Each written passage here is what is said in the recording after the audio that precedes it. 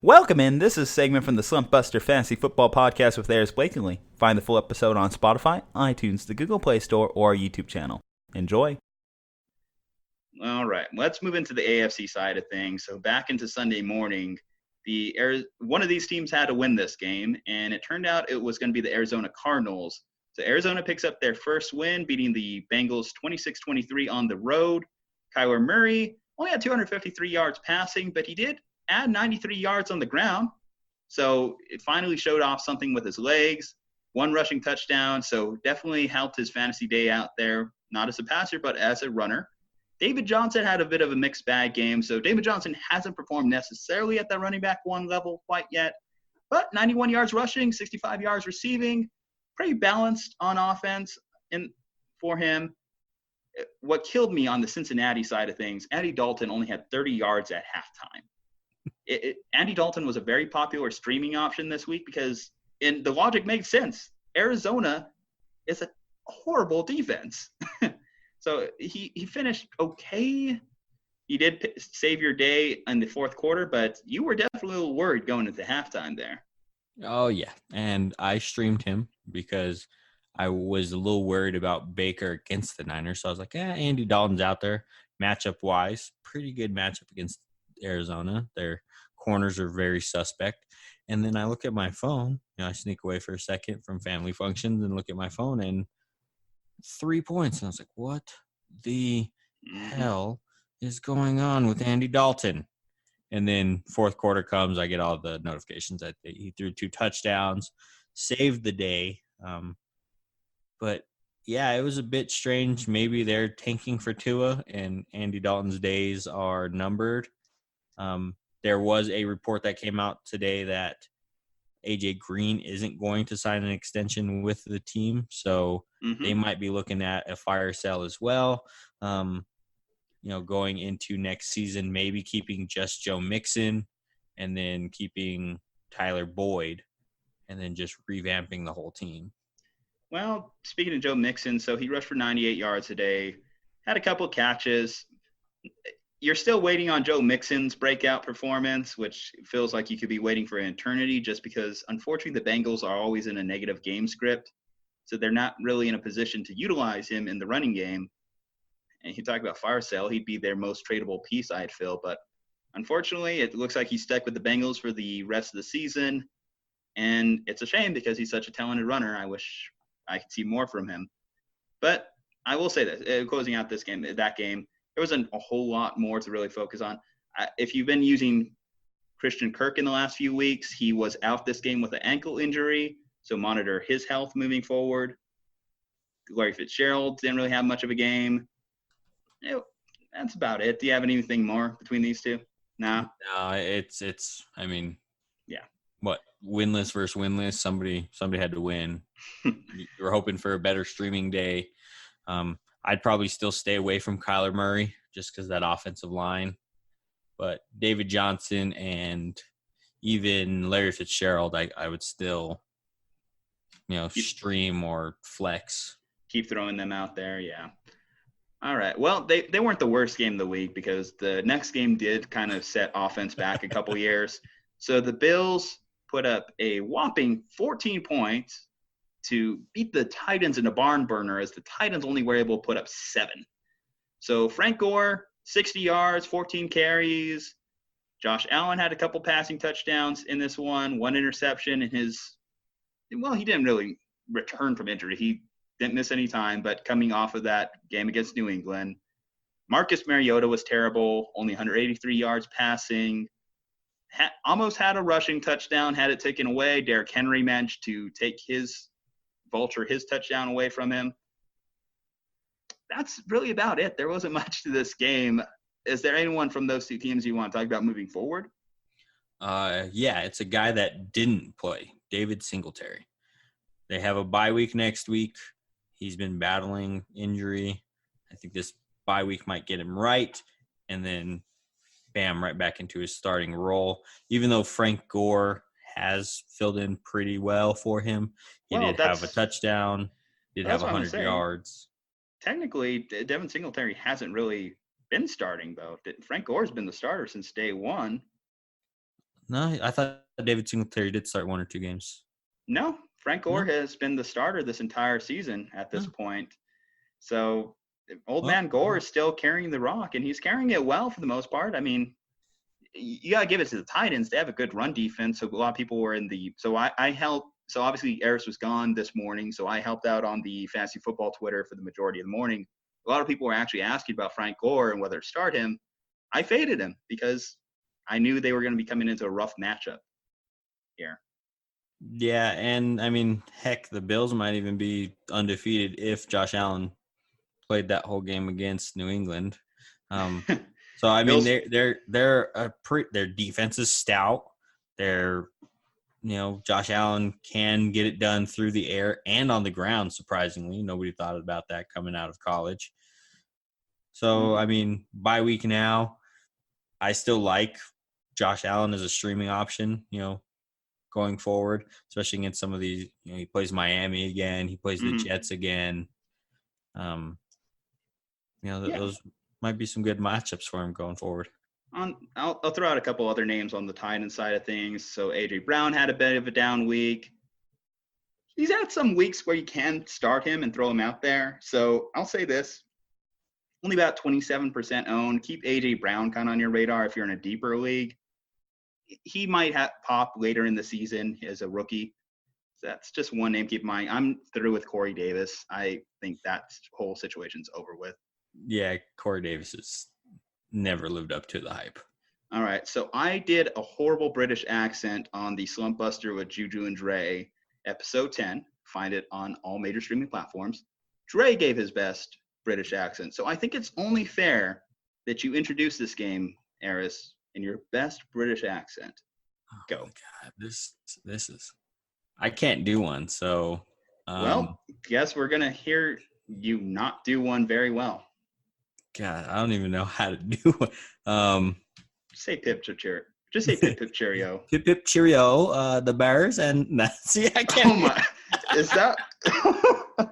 Is that like Irish? I have no idea. I can't. I suck at accents. Just Bears and Raiders. Raiders. Top of the morning to you. Shut up. You kind of sound like Borat. Won this one 24-21 in a surprising matchup. Just ignore him. Ignore that last 30 seconds. We're going to cut that out. Allen Robinson had a decent game with 2 touchdowns. Josh Jacobs, though, you shared this in our group that this is the pick that they got from – or the pick they used that they got from the trade of Mack. For Khalil Mack, yeah. 123 rush yards and 2 touchdowns that ultimately ended the game for them because he had the game-winning touchdown. So are the Raiders for real? I think they're going to be a pesky team because at this point they went on the road. They beat the Colts. They won this game in London. You can say the Bears didn't have their starter, but I don't really think there was much of a difference between Mitch Trubisky and Chase Daniels, if I'm being honest about it. Vegas had this as a 5.5-point line too. So the Raiders definitely were kind of maligned coming in this matchup. And I don't know, I guess you got to give it to them. They found a way to have success in this league. So long as they don't keep losing players for random, horrible situations, I think this Raiders team should be fine moving forward. At least I think I had them 6-10 when we started the year. So right now they're already about halfway to that with only 5 games in the books. Might be more of a 7-9 team, 8-8 even. I think that might be bold, but could they finish second in the West? Well, I'm going to be so mad. Your Chargers are doing everything to see that happens. We did not mention them. Yeah, we have a couple more games to go before we're at them.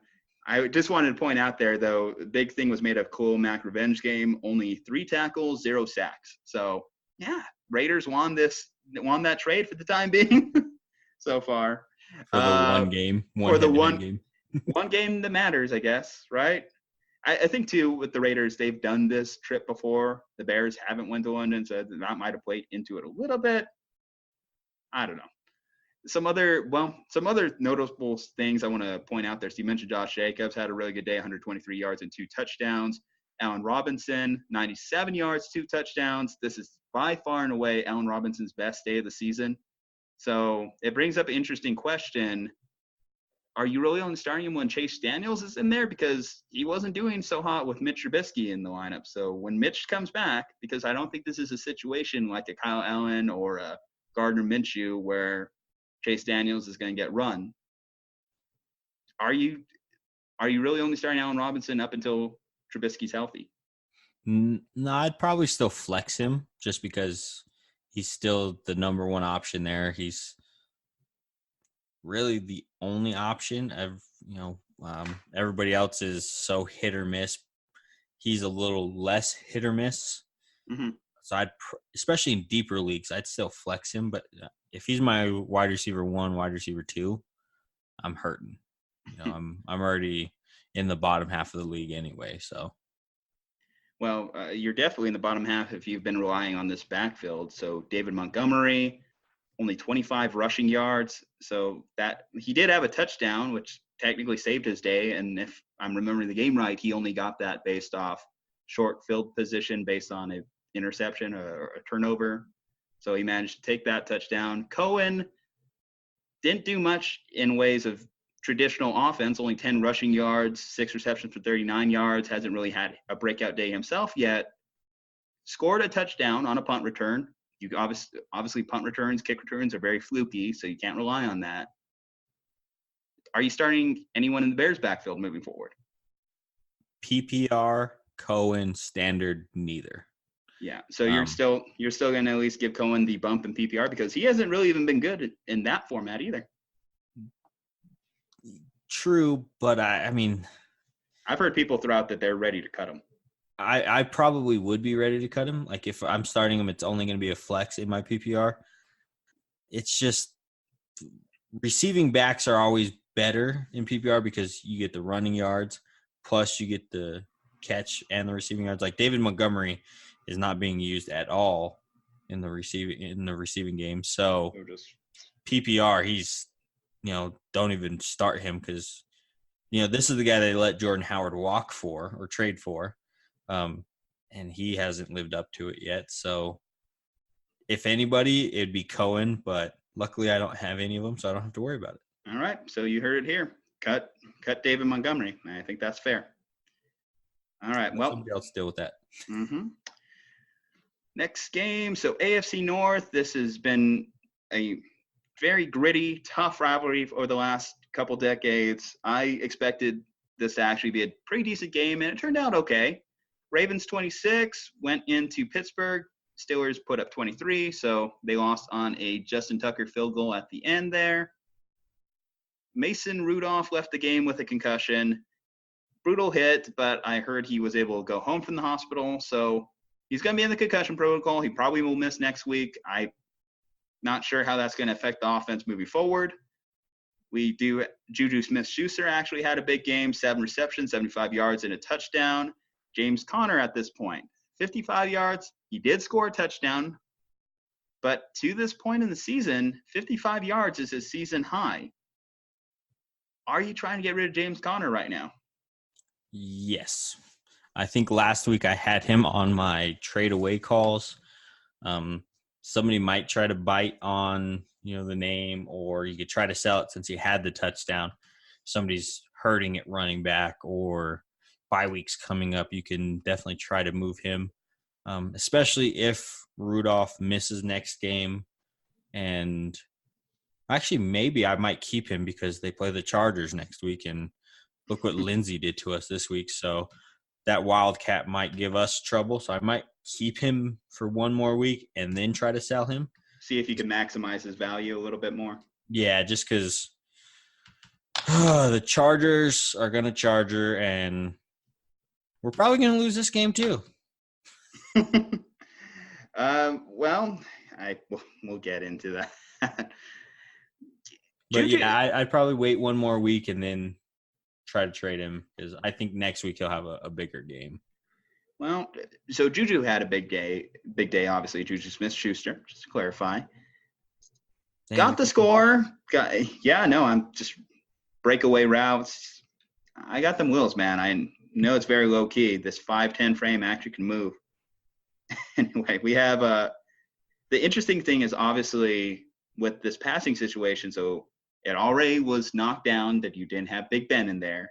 Now we're moving from Mason Rudolph to Devlin Hodges, and Hodges was okay in mop-up duty, but you're on a third-string quarterback either way. Are you benching Juju Smith-Schuster next week? This one's a tough one. Juju, if they bring somebody in that, a veteran quarterback that could actually get something done, maybe I might flex him in there. If Rudolph actually passes concussion protocol, which will be amazing because he was literally knocked out cold, not moving for 20 seconds or something like that. I don't see him coming back. I still might flex him. But if it's a third-string quarterback, he's going on my bench. All right. I mean, it's completely fair at this point. When it comes to a wide receiver, you're depending on who's throwing you the ball. And if we're talking about a third-string quarterback, that's it. I mean, look at Lev Bell. Lev Bell's one of the best running backs in the league, and he has a third-string quarterback, and he's barely even a flex player now. Yeah. On the other side of things, though, let's see. So Lamar Jackson had 3 interceptions today. I'm not scared of interceptions when it comes to fantasy, but he did only put up 10 points in standard PPR leagues. By far, one of his lowest output of the season. He had 70 yards rushing to kind of give him a higher floor. But it's definitely concerning when you consider that Lamar Jackson, a lot of his value is propped up by those first 2 weeks against Miami and Arizona. And now that he's faced a little stiffer competition, faced actually a pretty decent defense in Pittsburgh, he's putting out performances like this. Lamar Jackson, does he move from every week start to matchup dependent at this point? Yes, he does. And that's why I traded him and T.Y. Hilton for Zach Ertz and Mark Ingram. And I'm coming out like a bandit on that trade because I sold him at the height of his power. And now, matchup dependent. I knew coming off of Miami that when everybody was talking about him being an MVP candidate because he played Miami. Same thing with Hollywood Brown. Hollywood Brown coming into Miami has 2 long touchdowns. Everybody's touting him as the next best receiver, and he's had 3 terrible weeks. He saved his fantasy day with a touchdown today. So matchup dependent Ravens going forward. Fair except enough. for Ingram. Fair enough. This next game was far and away the best game if you had any fantasy players on it. The Falcons went on the road to Houston. Texans pulled down the win, 53-32. If that score doesn't tell you what these stats will, I don't know what will. Deshaun Watson, 426 yards, 5 touchdowns, basically 40 fantasy points, more or less. Will Fuller, this is the big guy of the week, 217 yards, 3 touchdowns. He could have had 2 more touchdowns, but he was actually pushed out at the 1-yard line. Only started in about 30% of leagues. His ownership percentage dropped down to the 70s. If he was dropped, go snag this guy up before he's gone. He's gonna be a little inconsistent, but if you pick the right matchups, this is exactly what you're gonna get. And on the other side of things, so Matt Ryan was mostly trying to play catch up the entire game, 330 yards, 3 touchdowns, a little over 30 points himself. Devontae Freeman put up another 18-point week. Talk about this game. Tell me what you think. You said pick up Will Fuller. I'm going to advocate for the other side. Don't pick him up. I've had him 2 years in a row. You play him, he gets 3 points. You sit him, he gets 40 points. You play him again, he gets 7 points. You sit him, you get 32 points. Then he tears his ACL and he's done for the year. So let somebody else deal with that. I've lived through this 2 years in a row now. Next week he's going to have 3 catches for 15 yards. Well, here's what I'll say about that. So Will Fuller, I've had him in one of my leagues for the entire season. I drafted him, and I've kept him on my bench the first couple of weeks. And then I saw this matchup against Atlanta, and boy, did it look juicy, and boy, was I right. and I benefited from this 50-point output, which is the 9th best fantasy football day for any wide receiver in league history. So amazing day. Congratulations, Will Fuller, on that. But yes, you're just going to have to pick it week to week. But I think he's worth having on your roster. Certainly, who are you keeping at this point? If you're talking about a wide receiver 4 or 5, I'd much rather have Will Fuller on my bench than, Auden Tate or Golden Tate even. Yeah, it's just I've rode that roller coaster before, and I'm done with it. But I mean, if you do get him, just know he's going to be matchup dependent. He is going to be very frustrating to own. I mean, it's nice having DeAndre Hopkins opposite him. That's going to draw most of that coverage away, and he does have that breakaway speed. But injury prone and boomer bust. Just know what you're getting into if you do use him. And then Matt Ryan. He starts slow, but 3 touchdowns again. Just I hate having him, but I love having him because he put up 31 points today. I mean, I put this out last week as a question. Are the Falcons good or are the Falcons bad? Well, because I have no idea. According to me, they're bad. I have them as my 25th ranked team in my power rankings that we do weekly on the website. So I faded them hard because at this point, turnover differential, they're one of the worst in the league. Obviously, this defense is abysmal. I mean, anytime you see 50 points next to the opposing team, your team is far and away probably a bottom 5 team defensively. So pretty much, I'll say this, in terms of fantasy, if you have players facing the Falcons, put them in your lineup because week after week, this is going to be one of the juiciest matchups you're going to be able to stream week to week. What also say on this Falcons right now, so with Devontae Freeman, so back-to-back 18-point weeks, I would say this is probably the height of Devontae Freeman's value. You're probably going to want to move him. Do you concur on that one? Yeah, sell him. Fire sell. Whatever you can get. Sell him.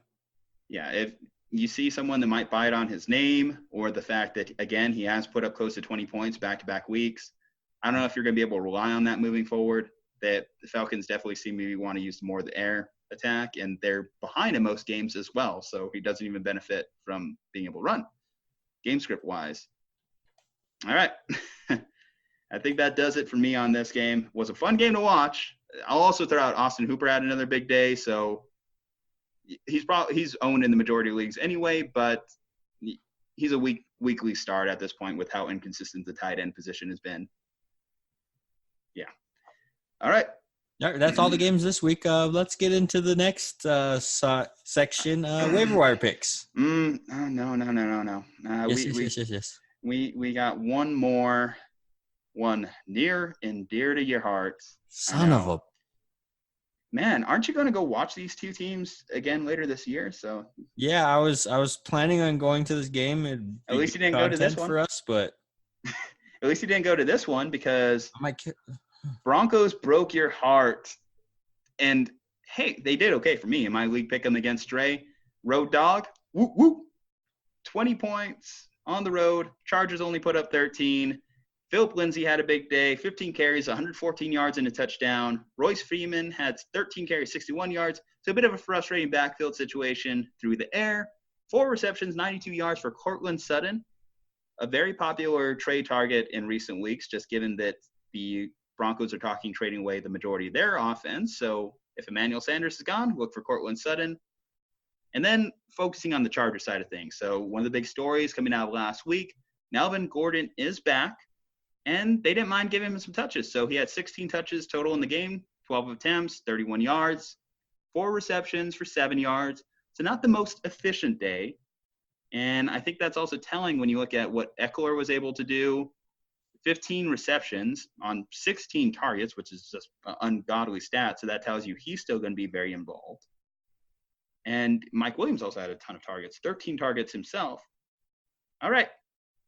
I know you don't want to talk about it, but we have a job to do here. Yeah, all righty. So Melvin Gordon coming back, first actual game back. He did look rusty. There was a yard or play where he got tackled at like I want to say it was like the 2 or the 3 that if he would have been playing all year, he probably would have broken that tackle and got into the end zone. And then we ended up throwing an interception 2 plays later. Freaking Chargers. And then Eckler tied a franchise record for receptions with 15. I don't see this stat line going forward. I do see this going more towards Melvin Gordon. Switch the stat line. It's probably going to be the opposite way. I think it was a 70 to 80 to 30 to 20 game script last year. This year, I think it's going to be more of a 60-40 because Eckler has really killed it. At the start of the year, he has put himself into a bigger role. Eckler is going to go from the second best fantasy running back in PPR formats to, a RB3, RB2 area. You can definitely flex him. You can definitely, start him with confidence moving forward. Melvin Gordon, once he gets all this rust off going forward, is going to start to, get back into form. You got to think he had 4 weeks off plus off season plus, he trained and everything, but football condition is a lot different than just workout condition. And then Mike Williams, Keenan Allen was getting double teamed pretty much all day. He only had 18 yards, so it had to go somewhere else. Mike Williams picked up the slack there. I wish he would go back to the last year's form, but it seems like he's nagging. Something's nagging him. He doesn't look quite right. There was a play where I don't know exactly what happened, but he hit the ground and just kind of laid on the ground for like a minute. Mm-hmm. Nobody really knows what's wrong. Nothing's on the injury reports. So, just Philip Lindsay's still going to be your number 1 back, with Freeman being a deep league flex, not really a 12-team flex. He is the king right now of having touchdowns called back. I think he has like 3 or 4 called back. The only person who's worse than him in touchdowns called back is going to be Cameron Brate, because every touchdown he has scored this year has been called back. Hold him. Yeah, I agree with that. So, Philip Lindsay, you could still start with confidence. Melvin Gordon, Austin Eckler, you could still do with confidence. Mike Williams is going to be more of a matchup dependent. Keenan Allen, even though he had 18 yards, he's still a weekly start. He's Phil Rivers' favorite target. He's the best route runner in the league. You kind of have to start him. Fair enough. So, sorry, painful. I know you had to talk about that one. Relive that. Thank you. Yeah, sorry I had to do that to you, but our audience deserves to know. Anyway, well, we've talked to the point where the Sunday night game's already pretty much in the books. So I think it's worth noting because, the Colts are probably going to knock the Chiefs off the undefeated streak right now. So with 2 minutes left, 19-10 is that game score. And as fast moving as Chiefs offense is, I don't think that's really going to help too much. Some notable things: Patrick Mahomes only thrown for 1 touchdown in that game. Not much out of that backfield with Damian Williams came back. He only has 9 carries for 23 yards. Byron Pringle is really the biggest beneficiary right now. He started Pringle.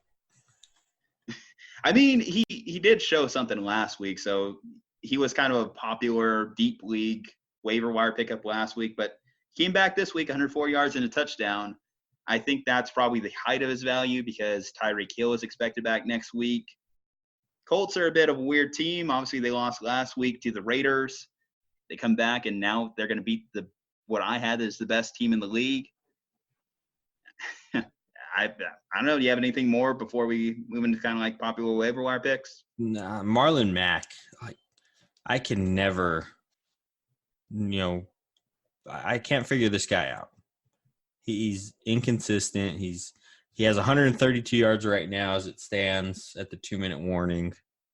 He's prone. You probably could try to sell him high as well. We were talking about sell high candidates. He is, I think, top 5 or 6 in the league Rushing. right now. So, I mean, going into the bye week, maybe Marlon Mack.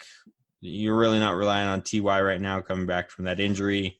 Jacoby Brissett has been a pretty popular streaming guy. So it's going to hurt you a little bit, but the Chiefs will bounce back. I did have Patty Mahomes as my number 1 quarterback. He does have 321 and a touchdown, so terrible game from his standpoint, but other quarterbacks we would love to see those numbers from, and no, they first and goal right now, so we'll see if they can get another touchdown. Still relying on a lot to happen with that said. Yeah. All right, well, we won't drag this on too much more. We'll wait for the score tomorrow, and if anything notable fantasy-wise happens, we'll pass it on. Anything noticeable game-wise happens, we'll talk about it on Slumpbuster with Juju and Dre.